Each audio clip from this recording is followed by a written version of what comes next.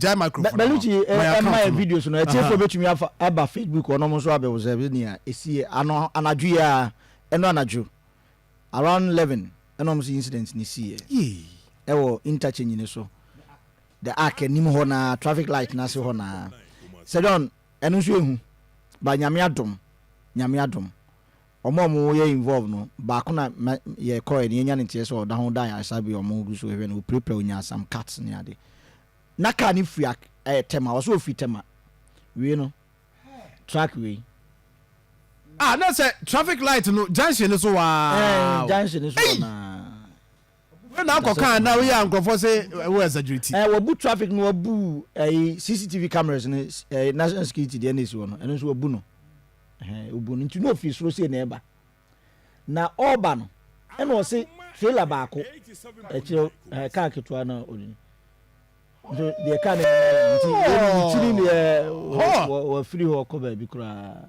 say don the tin free ho ko ba bi kura no car we can some car na damage to this extent and to this stage you know driver nde o plug ka ba so ko na ni tin ni ho kon na ni but ne mate no ona da hospital se see aye ka say o we the car na ye na say John ne ties ni nyina tutu akodi na car we no se wo sia car we na car no ti we na damage to this no ebesina course o kosofo line akoyi nioma ho ko duru awie to duru no o se saa time oduru o sane bepo no eno se car no so twa U10 the other car na course eno so trailer say ya wa lodu nsuo ti se no Beluchi betumi ama saa da video na ha we nu twa U10 no abesina ko ono so de nani a kire ahodwo kwan no ti no atwa nti we nu so ehu ne ntem no ono so di ehosum de na say ehosum se John asem we yaka ehosum nti ono hu car na se ono aben na wie nti ono ye se ko be take the other lane na efra ba besina kwa Anwaga junction no na nko no afasa lane na nka we jawe na life amana ko because oye rofa ko de bebo ni mfimfin ama omu nyina na car de be abe na filling station so eja betumi atom nti nko try so be sewu sa car no to be di the other lane no a e free ahodwo besina ko Anwaga junction no unfortunately na light no so aso red ama car ketwa no any other cars bi nso ejina se nti ho eno ne de ko boom to the ball pole no eno de boot traffic light no eno boot CCTV cameras no eno de be ball car nim se don se nyanya me nko a nkaka we ko benyam no nyanya me nko a nkaka no benyam no kra we ne fa sei etiefo be hwe abon se ne fa pe na nyame adom driver side no eno otumi de boy a ho ne say but car kese ne de asay pa se John asay na anope ni yakotu driver we no na saloon car dan ko kotena so no na me nko ase nyese po no a Toyota cars ni bia vets ni bia na de nketwa ni bia ko bet na we no so nipa miensa ko beku omo kan na se John ko be wi omo kan na ma yentie saloon car na ye kan as a driver no me jam for by Facebook page videos no and ye car say ye involved kan sum na wo kwan wo ya kwan so sometimes you driver ubeka but system no fanya nyame system fanya nyame ak ho no system ye team santas nyame de mo manage system ye team esum nko a esum because car ni mo do say no say or start free overhead yusro ha no sania eye den ya but o sane na who say nanim da ho kane ho ye hire da ho be how to manage time who ya na ye too late we ni do hu no na say won say car ni sha to ohun nice wa ben na wi kura me ntie driver for no private car get one AS 1436 Toyota Ego me free Asokwa stretch na eba nti me dru baby a signboard sina mu say trailer kese siwe twa U10 ewa but wa ama no ho anye ha nti sometimes na we so eba na we na speed wo nti me dru ana light na so red and imagine na ye na other cars e di beside nti nyina ye gina nti de mu ya ne say PM so preko pe good traffic light na betena me so preko pe ni me hu di bia di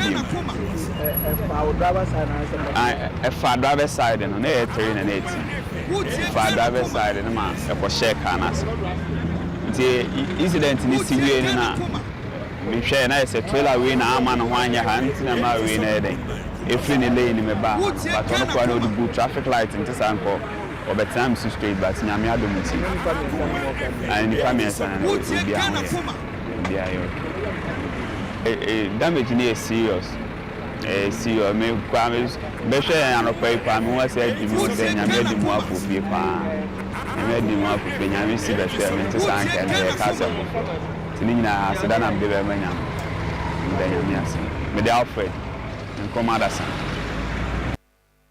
So I know you Alfred. I know na entry ono na Salunka no. Any number no wabo no. Say Evans nkum to we na. Evans say number dey boss ah. And so if you ada go for pedi o my amade. To be to us to. By entie track no. But I know you the car kese na ekofro you know. You entie driver no so. Fiakra anta ko. Loko Sinyani road no so. And you can say can better you can now so or back and I may born on or deny at once no Mashana no after you can.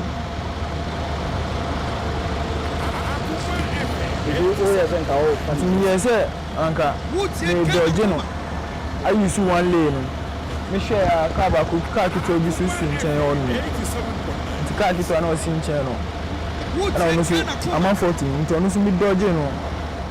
Pila na sikwa ni fifi na camera na hyehyɛ ana one side no ball and two me to two me na the other side no ko ball car kitwa no wotie kana Akoma the number yes and I mean you mate me pe 87 mate na hospital yeah and sound ni meeting what to so but also condition me chini ya say kalo ko ni sound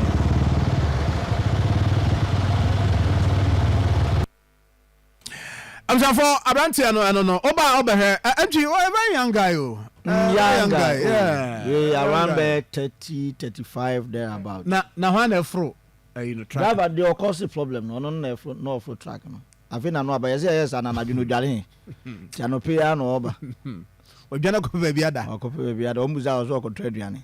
Aduane from an adolescent na. Already have no for. Ozi wo ba mu hu no.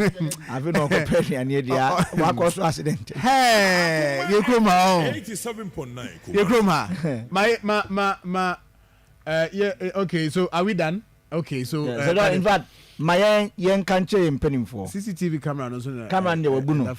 But I think go menya records kakra ho. Oh, it's so that captured. Okay. Oh, okay. Good bad ejuma. Oh, okay. The chairman says from interchange nano ho no. Ewure makosi ahodo runabout. Ehonye. That's a honya. Ehonye in the sense ehonye sum. Say John, ehonye sum. Efri ano ha say no de nyame adom. Enu amiduro na ewa na anyo so ateko. Ba ofri ano say school mu ho no. Edu wani kira se eko. Ngaja nshine. Ebi ejuma. But ni say ni de say John nye o.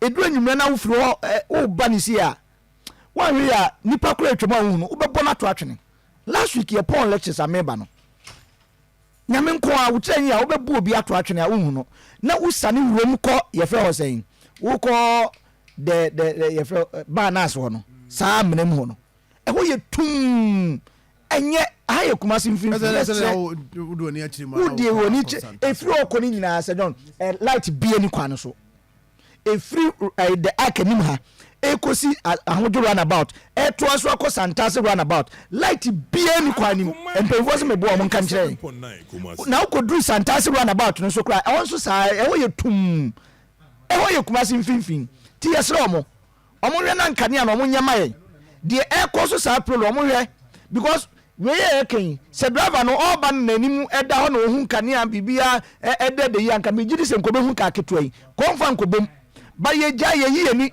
ena ha ye tum kuma se ye tum adan saa nneɛma na ɛkɔ so no ɔmo hwɛ no yɛnyi mfiri hɔ kanea no yɛka mo se yɛ na adwe na kura mu ɛna yɛdeɛ na yɛpɛ asɛm ɛne yɛka asɛm ɛna asɛm no deɛ yɛpɛ asɛm a asɛm no ne yɛbɛka asɛm no deɛ sɛ ɛba yɛbɛka no sɛ ne yɛtie pɛpɛ wɔte na de asɛm ka ni woduru santase runabout ahodwo runabout ɛhɔ nyinaa ɛfiri saa stretch ne so no wonya light baako koraa hɔ wonya light baako koraa ɛyɛ na yɛmpɛ sɛ yɛbɛka sɛ pani bi nka pani bi nsɔfa bi madam ma hwe adeɛ kɔ no yɛbɛka ne saa because pani bi sɔfa bi a you will go there and fix it grant you see ya ne yɛka ne sɛ yi a probably bi a biribi akɔ so wɔ hɔ a driver ni no be a speeder no de ba ne ade but the point here is that there was a U-turn a nipa no so anu free soro hu ye and who so there's a U-turn akwa bi ye U-turn kan finfin ntia na mentom bo a nka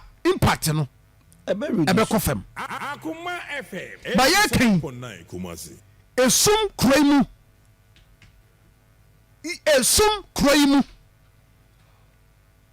yo Sir John. so ba moto di manim ti saa no yes ya me nka no kra Bibia e bokɔ. na nya me nka no o say Bibia e bokɔ. enye bokɔ Say ntwi kasa no say sorry elder. Pentecost elder. Ona Gigi Skawa so dem. Elder kasa no. Na o say driver ni say okoto aduane anadwofa no. Ti anadwofa no mu nyina na oyi mpata. Wama accident we asi wanum atoso ko di say no pay bia to no pay bia to indomie tina ehwan ye dia ma accident we asi wanum atoso ko no pay bia to indomie na ne kasa no akai me emre bi me call marriage counselor bi ho na oba bi di na asem bai say ne kunu ebo 8 odware wie we free adwuma about 8 no 9 no obehwehwe bi obehwe nimem kakra abo 10 bi also obeda no papa etimi kotwe praye if you hold adwuma nyina obeye obewie na